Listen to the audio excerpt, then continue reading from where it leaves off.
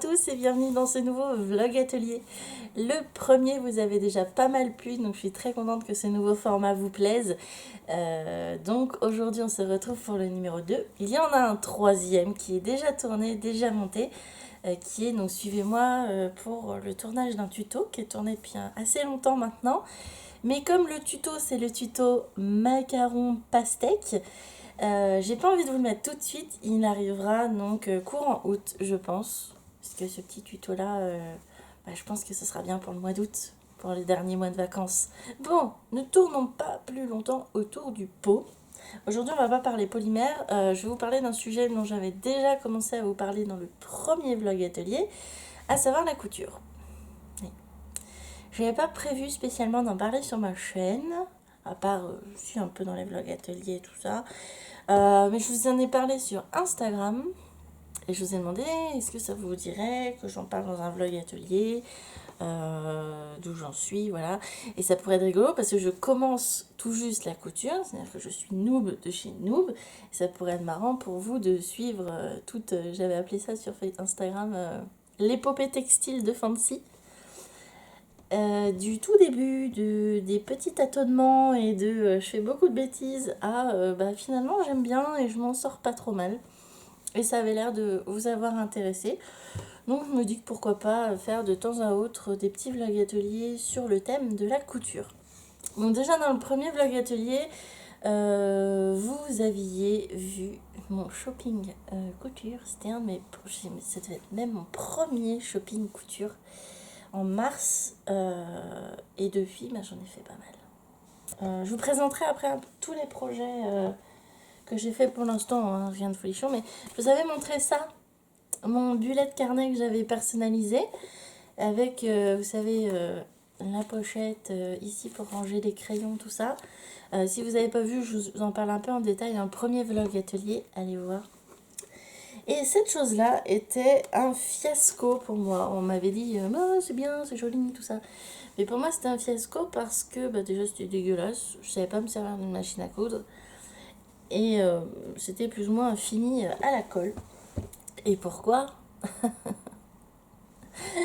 Parlons du sujet qui fâche, la machine à coudre.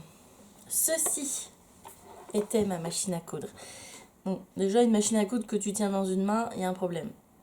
J'avais acheté ça il y a, c'était bien en 2010 ou 2012, chez Carrefour. C'est Carrefour Home qui faisait une jolie machine rose bonbon et que je trouvais trop cool. Et ça allait trop bien dans mon décor à l'époque parce que j'étais très rose bonbon, tout ça. Mais disons-le, une machine comme ça, c'est du plastoc. Et je n'ai réussi à absolument rien faire pour ça. J'étais dégoûtée. Donc j'ai un peu mis de côté. Et j'ai eu la chance d'avoir pour mon anniversaire avec ma môme une machine à coudre. Donc je vous la montrerai plus tard. C'est une Brother FS 40, quelque chose comme ça. Qui du coup est une vraie machine à coudre, qui est géniale et qui va tout coudre. Et du coup, elle m'a montré comment on s'en sert. Et du coup, je ne pense plus qu'à ça. Je ne pense plus que couture. Quel projet couture je vais faire ce week-end? Qu'est-ce que je vais pouvoir essayer? Et je retrouve quelque chose. Alors c'est très étonnant, moi qui avais dit que je n'y mettrais jamais. Je retrouve quelque chose que j'avais à mes débuts avec la polymère. Donc je pense que c'est un peu le début d'une passion. Hein. On verra comment ça évolue au fil du temps. Mais ce truc que j'avais au début de la polymère, il fallait que j'essaye tout ce que je pouvais, parce que je voulais tout savoir faire. Et j'ai un peu ce travers-là avec la couture. Je pense que c'est pas plus mal, mais du coup je me mets des difficultés des fois dans mes réflexions, tout ça, alors je suis juste débutante. Mais voilà, j'aimerais tout savoir faire en couture. Pour l'instant je fais que du petit objet, je me lance pas tout de suite dans le vêtement. Parce que si je fais du vêtement, ça va être du vêtement pour moi. Et vu la gonzesse, il va en falloir du tissu. Donc j'ai pas spécialement envie de me louper pour l'instant. Et donc je fais des petites pochettes et tout. Et là, j'ai la chance d'avoir une de mes meilleures amies, disons-le clairement. Elle attend un bébé. Voilà, donc je suis contente parce que Tata Noisette va pouvoir faire de la petite couture. Oui, Tata Noisette. parce que c'est ma noisette, le petit bébé, et puis du coup, je m'appellerai Tata Noisette, juste pour avoir la tata un peu folle, enfin bref. Et du coup, je vais lui coudre des petites bricoles pour la petite Noisette qui va arriver d'ici 3-4 mois, il me semble. Et il faut que je me fasse la main. Donc moi, ce que je vous propose, après tout ce blabla là, moi je vous montrerai bien les projets que j'ai faits pour vous expliquer un peu en détail comment j'ai commencé tout ça. Je vais vous montrer la machine, je vais vous montrer les tissus, ma petite collection de tissus, voilà mon début de matos. Et pour l'instant, c'est ça. Donc le premier projet couture que j'avais fait, vous vous souvenez certainement. Pour l'achat des tissus, en plus ça je vous ai pas dit, moi je vais chez Centracor. J'ai un super Centracor, un des plus grands de France, à côté de chez moi, donc à côté d'Angers. Et aussi chez Self Tissu, puisque j'ai découvert cette boutique il n'y a pas longtemps. Et ils ont vraiment des tissus trop trop beaux, voilà, et pas très chers. Vrai premier, qui était ceci. Voilà. Puisque pour partir en Allemagne avec Fimo, Stedler et Grain Creative, vous vous rappelez, je voulais me faire une pochette pour ma caméra, donc la caméra avec laquelle je suis en train de filmer, parce que je l'ai acheté sans pochette et je n'ai jamais acheté de pochette à caméscope exprès. Donc je me suis dit, bah allez, je vais me faire la main, je vais me faire une pochette. Donc autant vous dire que c'était la première fois que je touchais à ma machine à coudre, la nouvelle, et que j'étais un peu flippée. Et j'ai fait ça un peu n'importe comment. Donc, alors il y a 2 épaisseurs de tissu, donc le poids et les triangles, qui sont bien sûr à l'envers. Bien sûr, Marion est très forte pour ça. Et à l'intérieur, il y a une couche de feutrine qui est pour protéger la caméra. Ça me fait une belle épaisseur, en fait, c'est tout doux. C'est voilà, ça fait une belle protection. Donc Marion, qu'est-ce qu'elle a fait? Elle a fait 2 grands rectangles. Elle a cousu ça ensemble, elle a replié, elle a refait une couture. Et après, elle a mis un morceau de tissu jaune ici pour cacher les dégâts parce que c'était très vilain. Les coutures sont vilaines. Les tissus sont chouettes par contre. On a un rabat tout pourri. J'avais prévu que ça se ferme comme ça, mais au final, le rabat est trop petit. Et là, vous voyez cette couture toute pourrie, c'est que je me suis dit, je vais faire une boutonnière, comme ça je vais le fermer comme ça. Sauf que je n'ai pas regardé vraiment le mode d'emploi, j'ai mis le pied à boutonnière, j'ai appuyé sur le mode boutonnière et j'ai laissé faire. Et ça m'a fait n'importe quoi et j'ai pas encore enlevé, parce que de toute façon je m'en sers pas vraiment. Mais j'aimais bien l'association des couleurs, donc gris, jaune, noir et blanc. C'est souvent quelque chose sur lequel je vais travailler. Voilà, mon premier projet couture, c'était pas très efficace, c'était pas très propre. Et en plus, voilà, ma caméra ne rentrait pas dedans. Est-ce que c'est pas ça la plus grosse blague? Ça va être ça mon plus gros problème, c'est-à-dire les mesures, pour avoir quelque chose de précis dans les mesures, ça va être compliqué. Ensuite, second projet, bah, il fallait quand même que j'ai une pochette pour aller en Allemagne. Et ben j'ai refait la même, enfin la même, le même style, et je l'ai faite beaucoup plus grande. Vous voyez la différence? J'ai quand même rajouté 6 bons centimètres. Et donc, j'ai refait la même, c'est-à-dire feutrine et double épaisseur, repliée et recousue sur l'intérieur. Voilà, donc là c'est un peu plus propre déjà. Celle-ci, elle est presque nickel du premier coup, on va dire. Et j'ai essayé de faire une fermeture, vous savez, quand on retourne le tissu, après il faut refermer. Et c'est un peu cradingue.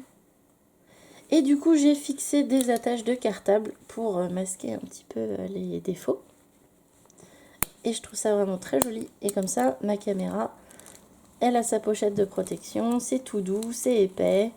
Un joli motif comme ça, toujours jaune, noir, blanc et gris.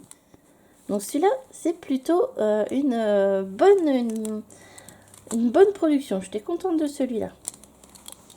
Ensuite, je me suis mis un nouveau défi. Je voulais absolument apprendre à poser des fermetures éclairs. Bon, je vous rappelle que je suis vraiment très très débutante, donc pour moi c'était l'équivalent de construire un immeuble toute seule, alors que je n'ai qu'une pelle de bac à sable. Donc je me suis dit, en plus, je vais assembler des tissus, puisque pour l'instant, je n'avais fait que, vous savez, un motif d'un côté, un motif de l'autre, mais je n'avais pas fait des assemblages de tissus. Donc je me suis mis une nouvelle difficulté, faire un assemblage de tissus et poser une fermeture éclair. Donc j'ai réalisé cette petite pochette-là. Bon, cerise, fraise, déjà, c'est tout ce que j'adore. Et donc j'ai assemblé 2 motifs. C'est plutôt pas mal fait, je dirais, à cet endroit-là. J'ai toujours ce petit souci de... Vous voyez, ça se rejoint pas vraiment. Ça, c'est un des défauts qu'il va falloir que je corrige des 2 côtés. Et donc, j'ai posé ma fermeture éclair et c'est assez propre. Je suis très contente de moi. Vous voyez, ça va jusqu'au bord. J'ai mon petit zip. Voilà. Et c'est une pochette qui est très très souple. Là, par contre, c'est très très fin parce que je n'ai mis que donc, 2 épaisseurs de tissu, à savoir la doublure qui est donc un Vichy beige, vous voyez, et les motifs de ce côté-là. Donc c'est très très fin, ça n'a vraiment pas de grande solidité.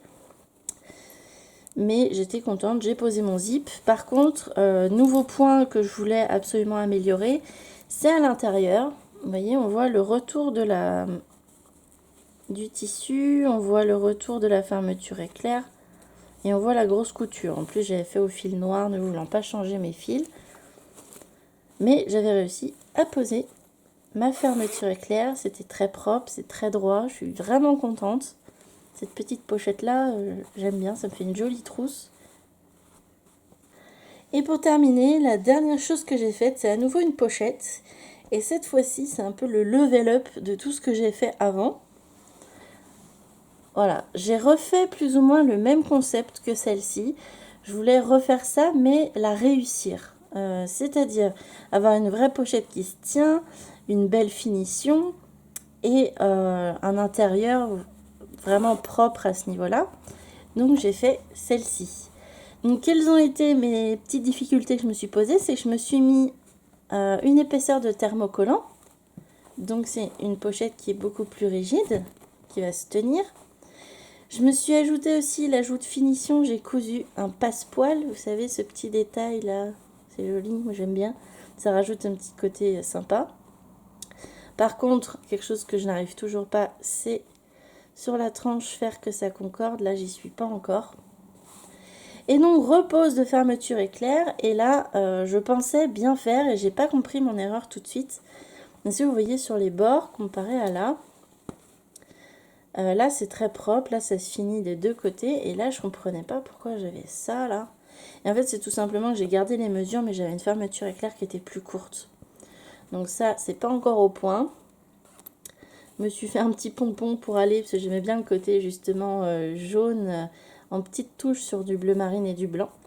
Et donc à l'intérieur il y a une doublure entièrement jaune et vous voyez là j'ai tout masqué l'intérieur. En fait, c'est juste que je commence à avoir la logique. Je commence à comprendre la logique de la couture. Vous voyez la différence? Là, il y a le rebord, là. Et on voit le bord de la fermeture éclair. Et là, la fermeture éclair est vraiment cachée dedans. Et là, pour le coup, à l'intérieur, c'est vraiment propre. Je suis vraiment contente de cette pochette-là. Elle est vraiment presque parfaite. C'est vraiment cette fermeture éclair-là qu'il faut que je modifie. Et voilà. Donc voilà comment je fonctionne globalement. Je me mets une difficulté à chaque projet, je vois ce qui va pas et à la fois suivante je le corrige. En tout cas j'essaye. Et vous voyez l'évolution, je pense qu'il n'y a pas photo. On passe quand même de ça à ça, à ça et à ça. C'est vraiment un début de chez début. On est d'accord, je ne fais que des pochettes, ce sont des rectangles. Et c'est pas non plus, voilà, je suis pas prête d'être dans les petites mains de Jean-Paul Gaultier, on est d'accord. Mais je suis plutôt fière de moi sur la propreté, sur les finitions pour l'instant. Je sais repérer mes erreurs, je sais qu'à la fois prochaine, il faudra que je les corrige. Et comme ça, petit à petit, je vais pouvoir monter en difficulté et du coup aborder des nouvelles notions. Il faut que je comprenne un peu toute la logique de la couture parce qu'au final moi ce qui me faisait peur avec la couture C'est vachement tout ce qui est logique. Vous savez, vous cousez un truc à l'envers, après il faut le retourner. Donc il faut bien penser dans quel sens on met les tissus, tout ça. Et c'est ça qui me faisait le plus peur, je pense. Et me tromper dans les découpes aussi, ça me stresse, Mais voilà, je pense que la logique, ça peut rentrer assez facilement. Je sais pas vous, si vous cousez, si vous avez un peu ce cheminement-là. D'ailleurs, si vous êtes aussi, comme moi, très débutant dans la couture, n'hésitez pas à me le dire si vous commencez aussi. Comme ça, on peut se serrer les coudes, ce serait pas mal, parce que c'est pas facile. Et je sais qu'il y a certaines personnes qui me suivent qui sont très, très couturières et qui vont peut-être avoir, des frayeurs en regardant ce que je fais. Mais ne vous inquiétez pas, ça va aller mieux. Donc, si on regardait maintenant les tissus. J'en profite aussi pour vous montrer le rangement de la machine à coudre. Sur mon meuble ici, j'ai on va dire les machines. Donc vous savez, le touret à polir pour la polymère. Ma perceuse Dremel sur son workstation, voilà, pour pouvoir percer des pièces en droit. Et donc derrière, on a ma machine à coudre qui est rangée donc dans son étui. Et voilà, donc c'est la Brother FS40 que je range toujours ici, comme ça elle est à l'abri de la poussière, elle est bien rangée. Et comme ça, je peux la sortir et je la mets sur mon atelier.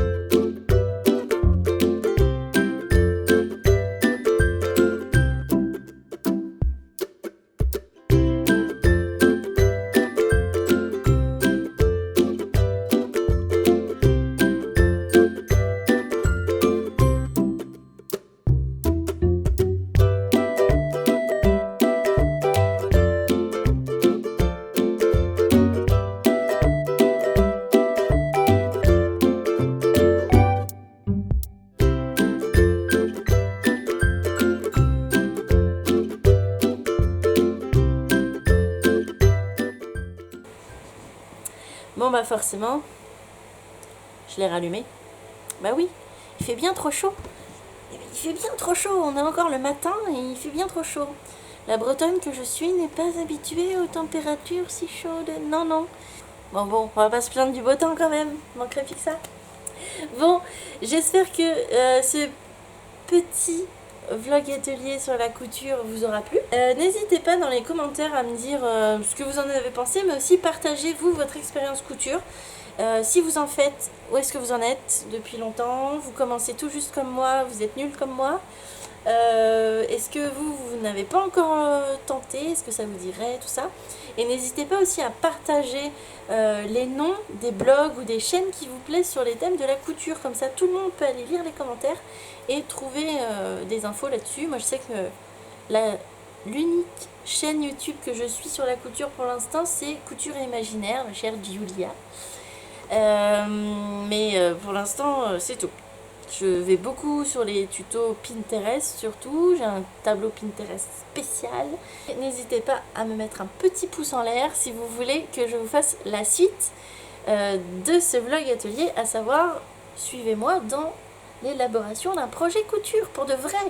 Genre je couds et la caméra est allumée et vous allez voir à quel point je mets du temps et je dis pas mal de grossièreté aussi, parce que je m'énerve beaucoup quand je fais la couture. Je vous fais des très très gros bisous comme d'habitude et on se retrouve la semaine prochaine pour un nouveau tuto ou une nouvelle vidéo. Je vous souhaite un bon dimanche, un bon lundi, une bonne semaine, une bonne journée et une bonne nuit et je vous fais des gros bisous. Allez, ciao.